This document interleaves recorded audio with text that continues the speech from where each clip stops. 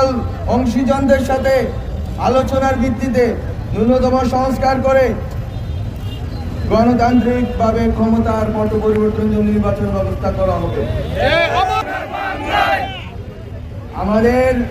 আমি শুনতে পেয়েছি হাজীগঞ্জে 4 জন শাহাদাত বরণ করেছেন।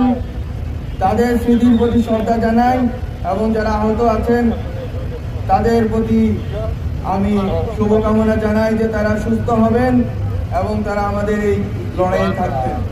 আমাদের লড়াইটা মূলত বাংলাদেশে গত 53 বছরে আমাদের লড়াই একটি স্থিতিশীল গণতান্ত্রিক বাংলাদেশ প্রতিষ্ঠার লড়াই, একটি ফ্যাসিবাদ মুক্ত বাংলাদেশ প্রতিষ্ঠার লড়াই।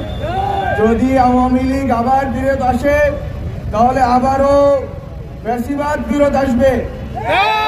আপনারা জানেন 1975 সালের এই দিনের 25শে জানুয়ারিতে শেখ মুজিবুর রহমান সাহেব বাকশাল প্রতিষ্ঠা করে বাংলাদেশের সকল গণতান্ত্রিক অভিযাত্রাকে নস্যাৎ করার অপচেষ্টা করেছিলেন এবং সেই বাকশাল